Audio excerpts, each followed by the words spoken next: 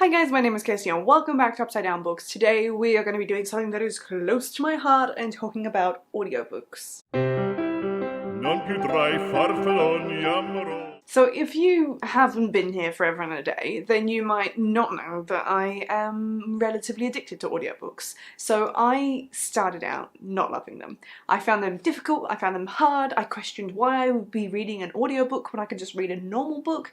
I didn't really understand what I liked about them, and I had lots of questions and no answers. The very first audiobook that I got was Liber Braes the Diviners, and I hated it. I didn't hate the story, but I hated the narration. It was not my cup of tea. It just took me forever to get through. It really put me off audiobooks. I didn't like it, and I've not continued the series because of the audiobook.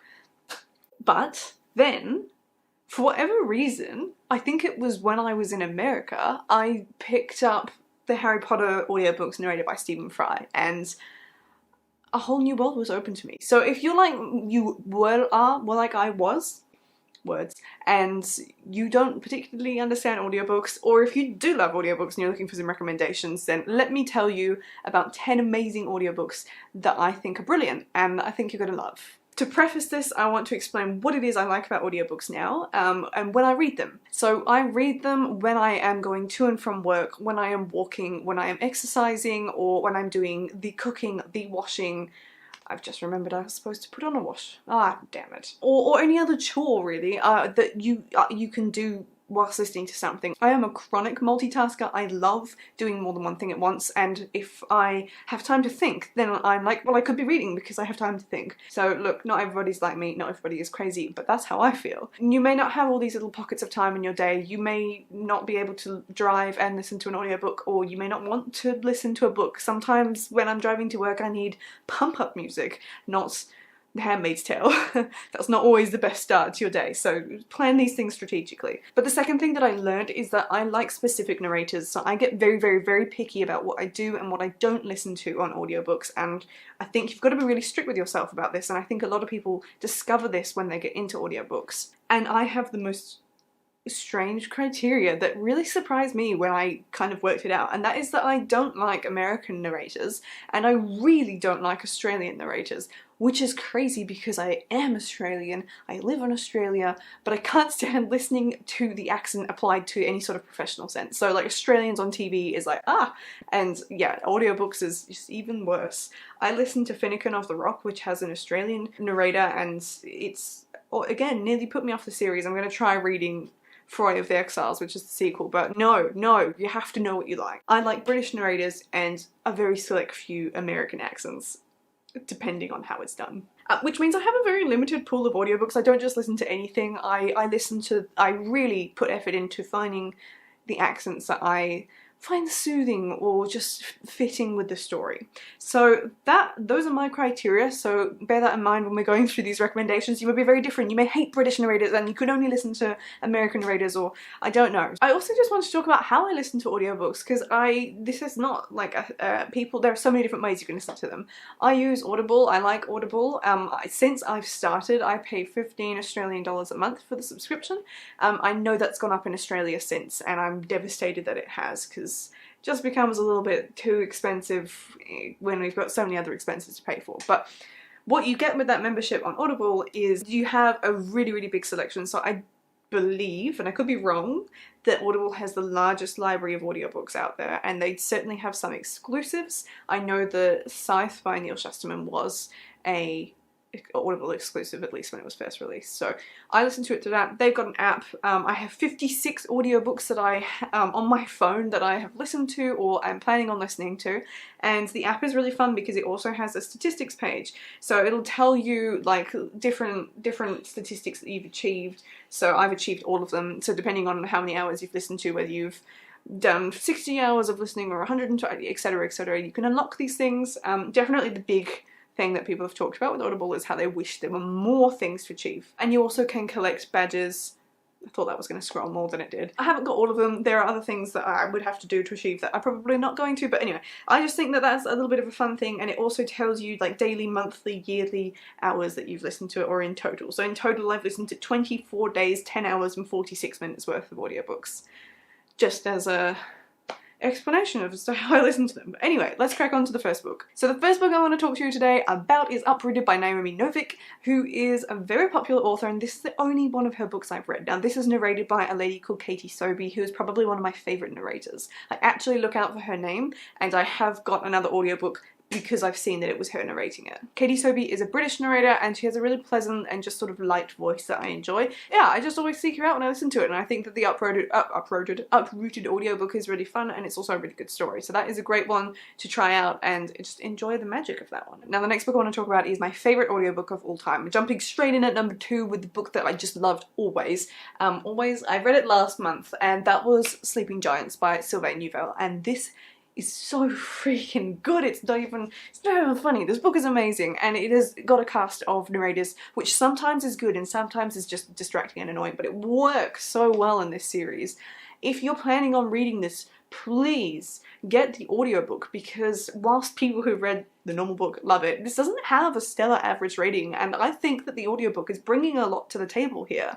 So this, I'm going to read this off the screen that I've got over here because there's so many narrators. So it's narrated by Andy Seacombe, Christopher Ragland, Charlie Anson, Laurel Lefkow, Eric Myers, and Liza Ross. So there are a lot of characters this rotates through, and I just think it is a wonderful way to build atmosphere on such an interesting story. So this is a great audiobook to listen to. Really, really good. Really, really good. Please go and listen to it. And then we're going back to Katie Sobey, because The Pearl Thief is number 3 on this list, and that is written by FIONA McIntosh, narrated by Katie Sobey, and if you thought she was good when you listened to Uprooted, then your mind will be blown with this one. Katie Sobey does an amazing performance for The Pearl Thief, which is A, an absolutely fantastic read, and B, she does accents, and I really enjoy listening to voice actors or narrators doing different accents and how well they can do it. She does a British, she does a French, she does a Czech accent, like, oh, there's so many things, a German accent, there's a lot of things going on in this story, and I think that having Katie read this to you is a wonderful experience that I would really, really, really, really recommend. The next audiobook is Circe by Madeline Miller. Now this one is narrated by Perdita Weeks, and I thought this was really good. Perdita just does a really good job of portraying the story in a way where I wasn't thinking about it being an audiobook, and there's a couple of narrators that are really good for painting the image like so thickly on your inner eye that you forget that you're not reading it, that someone is reading it too. It feels like it feels to read a book. It's like when you forget that you're looking at words. It's the same sort of experience, and I think, yeah, Perdita's done a really good job with this. So that's another great audiobook and a great story as well, so definitely check that one out if you haven't. So speaking of absolutely incredible narrators, we're going to move on to Davina Porter, who is the love of my life, and she narrates the Outlander books. This woman has to be the best narrator out there in the whole wide world.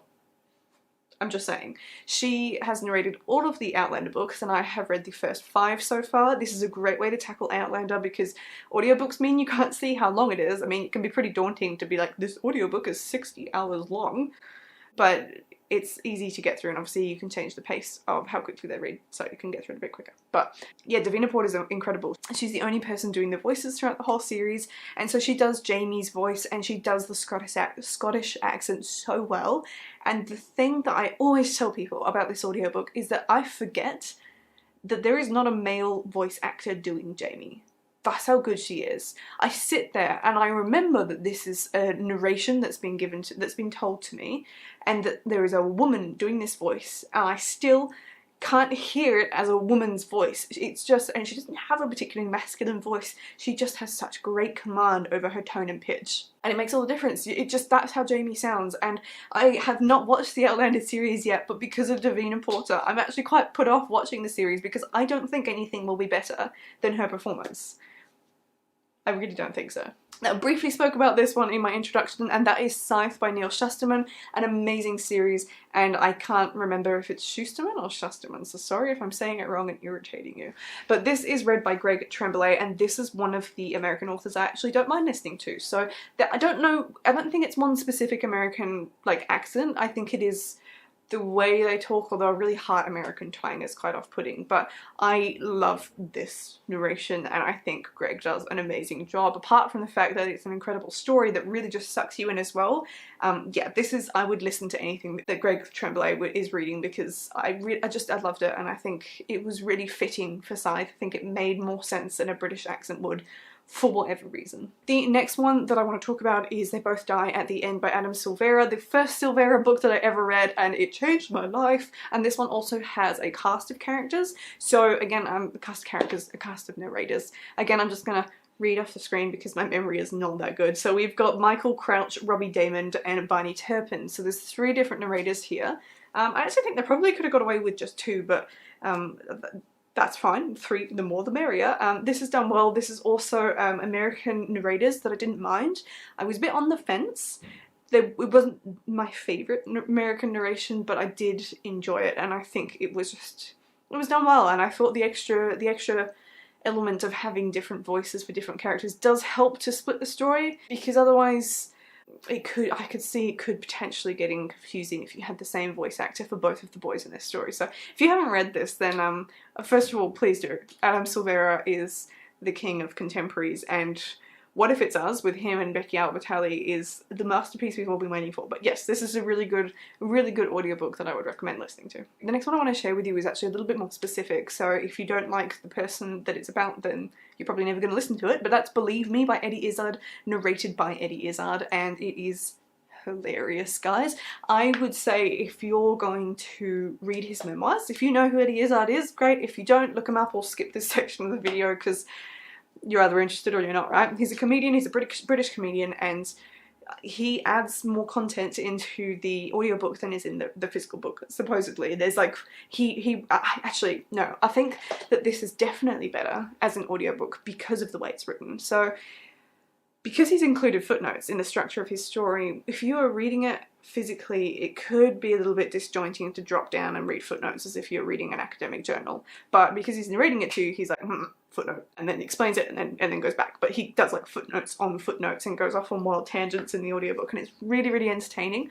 If you have a favourite comedian, I would recommend seeing if they have written memoirs, and seeing if they have done the narration for their audiobook, because that has never failed to be something that is a fantastic way to read their books, because it's always so funny. So Eddie Izzard in particular, but apply that to any comedian you love. And of course I can't do this video and not mention the Harry Potters. So I know that in America the Harry Potters are read by someone else, I can't remember who it is, and so that's fine if you're American and you don't want to listen to the British versions, because obviously there are language that has been changed in the Harry Potters between American English and Australian English / just English. That's up to you, but I obviously have listened to the Stephen Fry versions, and I love it, I love it. And the funny little story that comes with this, having read Stephen Fry's memoirs as well, because Stephen Fry is life, is that when he was reading it, he really struggles to say the word pocketed it. And when you actually try and say it, it's like pocketed it. Yeah, it's not a pleasant combination of words. And he asked J.K. Rowling if, in the next few books that she was still writing at the time, could she perhaps say Harry put it in his pocket, or just change it around, and she refused to. So she's made him say it, and in every single Harry Potter book there is the phrase, he pocketed it, just to spite him. And I think that is so hilarious, and it was something that I looked out for as I read the rest of the series via the audiobooks. But yeah, I have read Harry Potter in physical form, and I have reread it in audiobook form, and reading it in audiobook form was like reading it for the first time again. Stephen Fry has a spellbinding voice. He has got this wonderful cadence to the way that he speaks, and it really transports you. So if you haven't tried reading Harry Potter via audiobooks yet, I can't speak for the American version, but the Stephen Fry version is to die for. And that links nicely into the last book that I want to talk about today, which is Mythos, also by Stephen Fry, written by him and narrated by him. This is a retelling of Greek myth. It's done really well, it's highly intelligent, and it's super entertaining, and basically all of the points that I brought up with Harry Potter about the way that Stephen Fry speaks stand true for this one as well. So if you read the Harry Potters and you like the way that Stephen Fry puts magic into words, then go and have a look at his other stuff. This mythos is a duology, hopefully going to be a trilogy of Greek myth, and all of his memoirs are narrated by himself. But those are all the audiobooks that I wanted to talk about today. I hope that you are as excited about audiobooks as I am. I really love them. I think they are just this magical version of reading that are just wonderful to explore. So I would recommend trying to find that niche area of audiobooks that you like if you're picky like me. But otherwise, I'd love to know down in the comments below what audiobooks you really like. But I'll leave the video there today. So I'll catch you in my next video. Goodbye.